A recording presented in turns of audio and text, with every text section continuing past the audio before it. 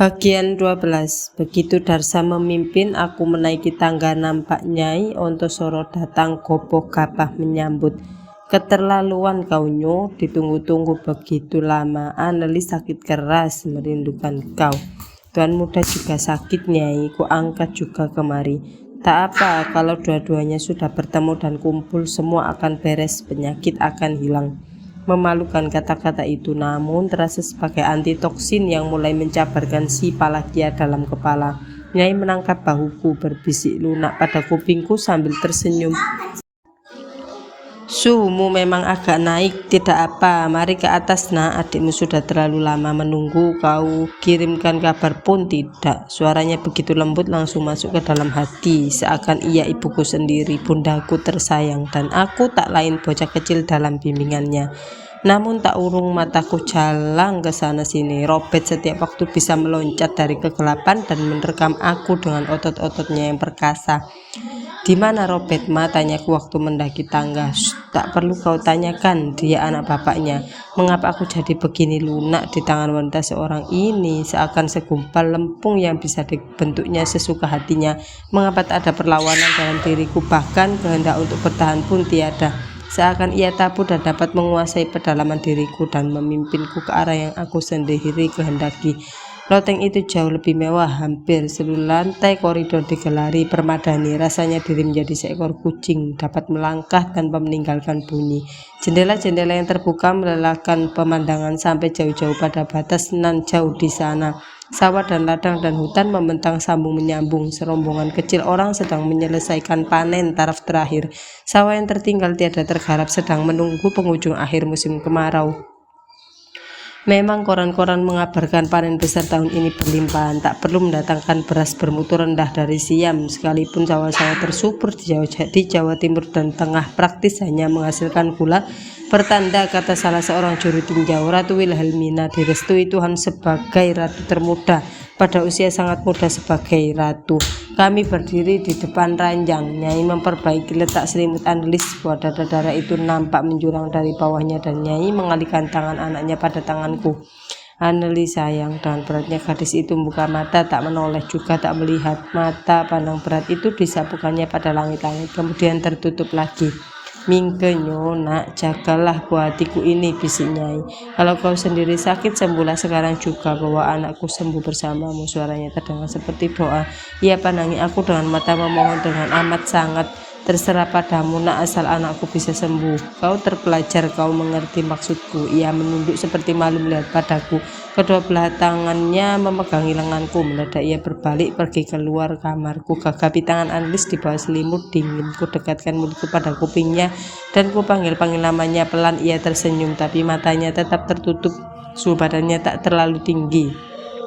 Dan ku ketahui pada kala itu buah Palakia dalam kepalaku telah terpental keluar, tercerabut bersama akar dan semian, jatuh terpelanting entah di mana. Begini dekat darah ini, dengan cepatnya jantung berdebaran, memompa darah panas ke seluruh badan dan mulai berkeringat. Kan kau tunggu-tunggu kedatangan Mingke, entah karena bayanganku, entah sesungguhnya demikian. Aku lihat dia mengangguk lemah, matanya tetap tertutup, juga mulutnya. Rindu kau padanya, An, tentu kau rindu juga dia rindu padamu. Sungguh kalau saja kau tahu betapa dia ingin selalu ada di dekatmu, An, menyuntingkan kau dalam hidupnya. Seluruh dunia ini akan terasa jadi miliknya, karena kebahagiaan ini adalah kau sendiri. Buka matamu, An, karena Mingke sudah ada di dekatmu. Terdengar keluhan Anelis, matanya tetap tertutup, juga bibirnya. Adakah gadis ini sudah tak mengenal suaraku lagi? Jadi ku belai wajahnya, pipinya, rambutnya. Ia menenglengkan kepala dan mengeluh lagi. Akan matikah anak ini darah cantik ini? Aku peluk tubuhnya dengan jantung dalam dadanya. Ku dengar terlalu lambat, jari-jarinya bergerak pelan, hampir tidak. Anelis, akhirnya aku berseru pada kupingnya. Bangun kau, An, dan aku guncang-guncangkan bahunya. Ia membuka mata, pasang bola yang memandang jauh itu tak melihat dan tak sampai pada mukaku. Tak kenal lagi kau padaku, An, aku Mingke. Ia tersenyum, pandang matanya tetap melewati mukaku. An, jangan begini, kau tak suka kau kalau Mingke datang, aku sudah datang, atau aku harus pergi lagi meninggalkan kau, An. Jangan-jangan gadis ini nanti mati dalam pelukanku. Berdiri aku sekarang di depan ranjang, menyeka keringat dari dahi yang basah.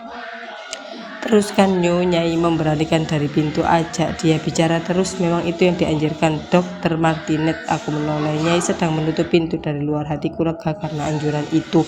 Jelas Andries tidak sedang menghadapi ajalnya, ia hanya belum sadar akan dirinya. Sekarang aku duduk pada tepi ranjang. Ia masih juga membuka mata tanpa melihat. Tidak bisa begini terus, kataku meyakinkan diri sendiri. Aku sisihkan selimutnya, aku tarik kedua belah tangannya, aku paksa ia duduk. Tapi badan itu begitu lemasnya dan ia terjatuh ke atas bantal. Waktuku lepas. Aku lakukan berulang, ia tak juga dapat duduk. Apa harus kulakukan lagi? Kalau kau sakit begini, siapa bantu mama? Tak ada. Jadi kau jangan sakit, kau harus sehat biar bisa saja bekerja dan jalan-jalan denganku, naik kudaan keliling kota Surabaya. Aku perhatikan matanya yang memandang jauh dan dapat kulihat mukaku sendiri pada kekelaman bola matanya, tapi ia tetap tidak melihat aku. Aku kira tadinya bayangan mukaku tak ada pada mata itu. Nyai Ontosoroh datang lagi membawa susu hangat 2 gelas, segelas diletakkannya di atas meja, yang lain dibawanya padaku dan disuguhkannya pada bibirku agar segera aku minum. Habiskan Nyo, nak, Mingke, aku minum sampai habis tandas. Biar kau menjadi sehat dan kuat, tak ada guna bagi siapapun orang sakit dan lemah. Kemudian pada Annelies, bangun Mingke sudah ada di dekatmu, siapa lagi kau tunggu? Tanpa mengindahkan ada tidaknya reaksi, ia pergi lagi. Dalam keadaan seperti itu pula Dokter Martinet datang diantarkan Nyai. Kuletakkan kepala Annelies ke bantal untuk menyambutnya. Ini Mingke, Tuan Dokter yang menjaga Annelies hari ini, dan kami bersalaman. Matanya yang mengawasi kami sebentar, kemudian meneruskan, maafkan, aku mesti turun. Jadi Tuan Mingke ini siswa HBS, bagus, berbahagia, seorang pemuda mendapatkan cinta mendalam dari darah secantik ini, katanya dalam Belanda yang tergulung.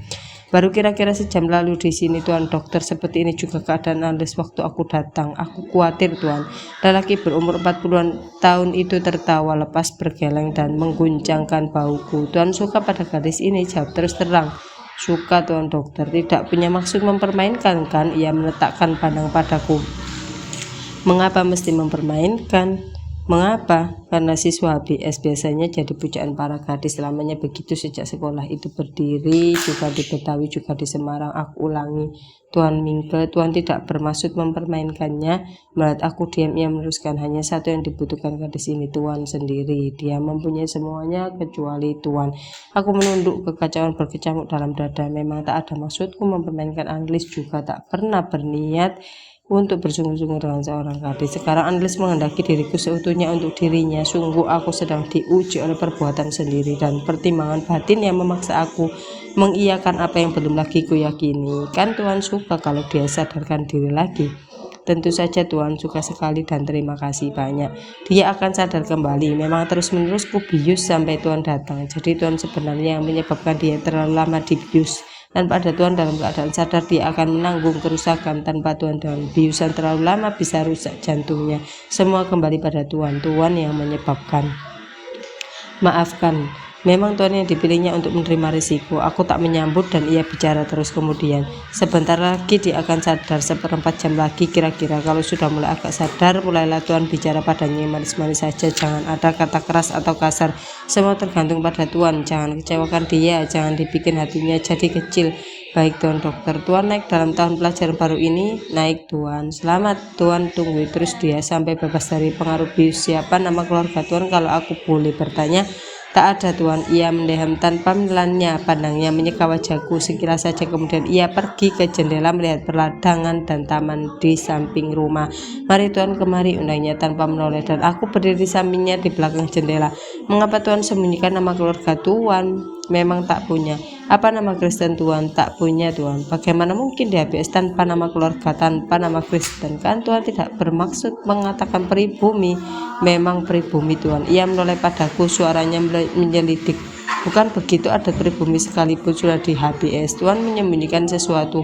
Tidak. Agak lama ia berdiam diri, barangkali sedang memantapkan hati sendiri. Satu pertanyaan lagi, kalau tak ada keberatan, sanggup kiranya Tuan tetap ramah dan tulus pada Annelies? Tentu saja, untuk sama-samanya. Mengapa Tuan? Kasihan anak ini, dia tak bisa menghadapi kekerasan. Dia mengimpikan seorang yang mengasihi, menyayanginya dengan tulus. Dia merasa hidup seorang diri tanpa pelindung, tak tahu dunia. Digantungannya sepenuh harapannya pada Tuan. Tentu dia berlebih-lebihan, maka dia ada ibu yang memimpin mendidiknya, yang hati kecilnya tidak mempercayai kelestarian sikap ibunya. Setiap saat ia menunggu datangnya ketika ibunya meledak dan memutuskan diri daripadanya. Mama wanita bijaksana Tuhan, tak ada yang dapat pungkiri, tapi hati kecil analis tidak yakin. Boleh jadi dengan diam-diam ia menilai ibunya lebih terpaut pada perusahaan daripada dirinya. Ini pembicaraan khusus antara Tuhan dan aku saja, yang lain tak perlu tahu. Tuhan mengerti. Agak lama ia berdiam diri, mendadak jadi Tuhan mengerti. Tak boleh ada kata keras, kasar, mengecewakan. Dia mencintai Tuhan, terutama ini kukatakan karena pria pribumi belum terbiasa memperlakukan wanita dengan lemah lembut dan sopan, ramah dan tulus. Setidak-tidaknya begitu yang dapat ku ketahui, ku dengar, juga ku baca. Tuhan telah mempelajari adab Eropa selama ini. Tentu Tuhan tahu perbedaan antara sikap pria Eropa dan pria pribumi terhadap wanita. Kalau Tuhan sama dengan pria Jawa pada umumnya, anak ini tak akan berumur panjang. Terus terang saja Tuhan, setidaknya dia bisa mati dalam keadaan hidup. Sekiranya kataku Tuhan beristri dia, akan Tuhan madu dia bakalnya memperistrinya. Ya, setidaknya demikian impian gadis ini. Kan Tuhan akan peristrinya. Tuhan sekarang di kelas terakhir kan, belum lagi terniat untuk melamar Tuhan. Kalau diperlukan, aku sendiri yang akan bertindak sebagai pelamar Tuhan demi keselamatan gadis ini. Aku tak dapat bicara sesuatu. Jadi Tuhan akan memperistri dia, dan Tuhan tak akan madunya. Ia ulurkan tangan padaku untuk mengambil kepastian janji dari mulutku. Aku jabat tangannya. Memang tak pernah terniat olehku untuk kelak beristri lebih dari seorang. Terngiang suara perempuan tua itu, Nenenda. Setiap lelaki yang beristri lebih dari seorang pasti seorang penipu, dan menjadi penipu tanpa semau sendiri. Hati gadis ini terlalu lunak, terlalu lembut, tidak mampu menahan singgungan. Harus selalu diemong, dijaga, dibelai, dilindungi. Kepribadiannya nampaknya telah terambil dari dirinya, terambil oleh orang yang terdekat dengannya. Siapa itu Tuhan? Tak tahulah aku. Tuhan akan tahu sendiri, paling tidak oleh keadaan sekelilingnya. Hatinya penuh dengan persoalan terpendam. Gadis muda ini tak pernah dinyatakan, maka dia hidup sebagai yatim piatu dan merasa selalu tergantung, merasa tak pernah kukuh di tengah lingkungan sendiri. Dia membutuhkan seorang penunjang. Sebagai gadis yang tumbuh di tengah kekayaan, dia tak menginsafi kekuatan kekayaan. Baginya kekayaan bukan apa-apa. Itu yang dapat kufahami dari keadaan anak ini. Tuhan mendengarkan. Dr. Martinet menarik monokel dari saku atas dan memasang pada mata kanannya. Setelah melihat arloji, ia tetap aku. Terima kasih atas kesungguhan Tuhan. Lihat pemandangan yang tenang dan damai itu. Beruntung gadis ini hidup di tengah kemewahan dan kedamaian. Sekira-kiranya dua-duanya tak tahu aku apa akan jadinya. Biji paraket dalam kepalaku diganti oleh biji lain lagi. Duga sangka tentang makna sesungguhnya dari ucapan dokter itu. Maaf, aku bukan ahli Jawa. Sudah kucoba banyak bicara dengan ibunya, wanita luar biasa itu. Setiap katanya sopan, beradab, berisi, dilatar belakangi kekerasan dari hati seorang pendendam yang ogah berbagi. Sedemikian terpelajar sebagai wanita pun sudah suatu keluar biasaan juga di Eropa sana.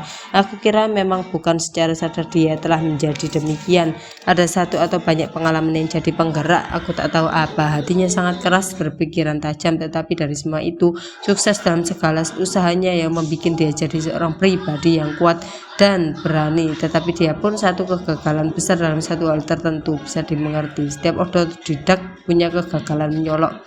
Dr. Martinet tak meneruskan. Ia mengharap aku mencari sendiri makna ucapannya. Dia sudah mulai akan sadar analis itu, katanya. Tiba-tiba ia menengok, meninggalkan aku dan mendekati pasiennya. Diperiksa desakan darah pada pergelangan, kemudian melambai padaku. Ya Tuhan, beberapa menit lagi dia akan menjadi analis. Bagaimana Tuhan kenal. Semoga dia akan sehat, tak kurang suatu apa dengan kehadiran Tuhan. Sejak detik ini Tuhan, gadis ini bukan pasienku tapi pasien Tuhan. Semua sudah kusampaikan pada Tuhan secara pribadi. Selamat siang. Ia tinggalkan kamar, menutup pintu di belakangnya dan hilang dari pemandangan. Sekarang datang kesempatan untuk merasa iba pada diri sendiri. Betapa pengalaman menguncangkan yang sang silih berganti menimpa diri pada hari-hari belakangan ini. Belum lagi yang masih harus kuhadapi. Analis seniman besar Mingke, kata Syang Mari dulu, entah dia pelukis, entah apa, entah pemimpin, entah panglima perang, adalah karena hidupnya disarati dan dilandasi pengalaman-pengalaman besar, intensif, perasaan batin atau badan. Itu dikatakannya sehabis kuceritakan padanya riwayat hidup penyair Belanda Vondel dan Cloos. Tanpa pengalaman besar, kebesaran seorang hayali semata. Kebesarannya dibuat karena tiupan orang-orang mata duit. Dan Syang Mari sendiri belum pernah tahu tulisan-tulisanku sudah mulai diumumkan. Kalau kata-katanya benar, barangkali saja kelak aku bisa jadi pengarang besar seperti Hugo, sebagaimana diharapkan Nyai atau pemimpin atau atau penganjur bangsa seperti diharapkan keluarga Delacroix, atau justru hanya jadi daging busuk seperti dikehendaki Robert Willema kalau benar cerita Darsam dan si gendut. Ku dengar analis mengeluh dan menggerakkan jari. Dia akan baik, takkan mati di bawah mataku. Aku menjauh dan duduk di kursi mengawasinya. Memang cantik gemilang biarpun dalam keadaan sakit. Kulitnya lembut, hidung alis, bibir, gigi, kuping, rambut semua, dan aku menjadi ragu pada keterangan Dr. Martina tentang pedalaman gadis cantik ini. Apa mungkin pedalamannya serapu itu dalam selaputan tubuh cantik ini, dan aku seorang luaran, seorang kenalan saja kini harus ikut bertanggung jawab hanya karena kecantikannya semata, kecantikan kreol. Betapa begini perjalanan hidupku akibat tingkah piloginiku sendiri. Mama, sebut analis. Sekarang kakinya mulai bergerakan. Ia buka mata dan mata itu masih memandang jauh. Dia pasienku sejak saat ini, kata Dr. Martinez.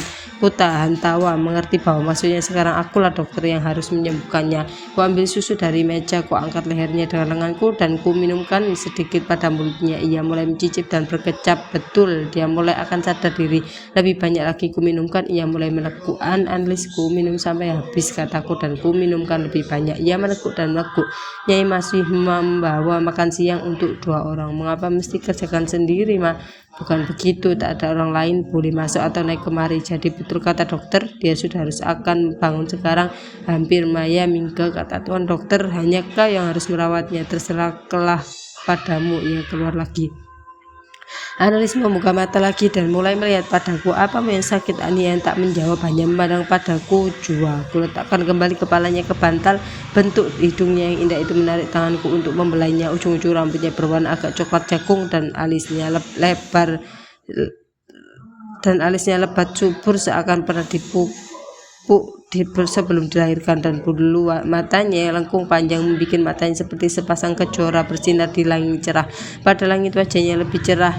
Kecantikan kreol yang sempurna dalam keserasian bentuk seperti yang aku hadapi sekarang ini, di mana dapat ditemukan lagi di tempat lain di atas bumi manusia ini. Tuhan menciptakannya hanya sekali saja, dan pada tubuh yang seorang ini saja. Aku tak akan melepas kau. Bagaimanapun keadaan pedalamanmu, aku akan bersedia hadapi apa dan siapapun. Pada hari ini, kataku padanya, udara sangat indah, memang lebih panas dari biasa, tapi nyaman, tak terlalu lembab. Darah itu masih juga memandangi aku. Titik pusat pandangnya adalah puncak hidungku. Dia tetap belum juga bicara. Keribar matanya begitu lambat, namun kecantikannya tetap agung, lebih agung daripada segala perbuatan yang pernah dilakukan orang, lebih kaya daripada semua dan seluruh makna yang terkandung dalam pembendaraan bahasa. Ia adalah karena Allah, tiada duanya, satu-satunya, dan dia hanya untukku. Bangun dan sadar, kau Puspita Surabaya. Apa kau tidak tahu Iskandar Zulkarnain, Napoleon pun akan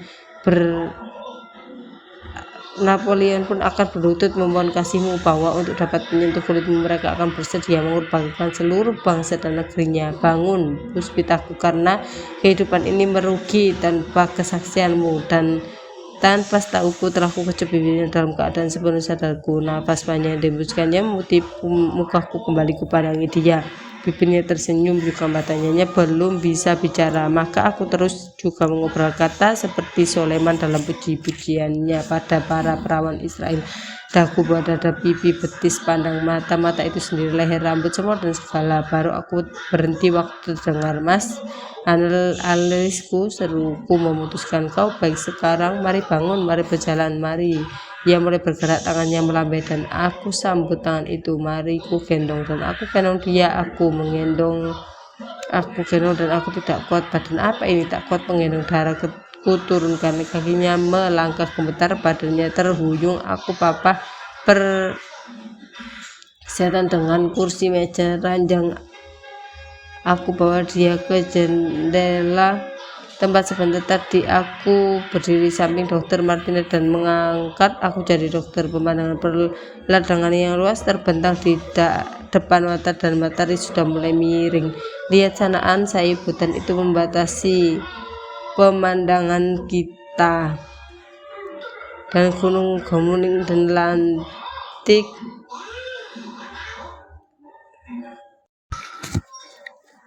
lihat sanaan, sayup hutan itu membatasi pemandangan kita, dan gunung kemunung dan langit dan bumi. Kau lihat, lihat betul. Ia mengangguk. Angin keras meniup menerjang dari alam luas.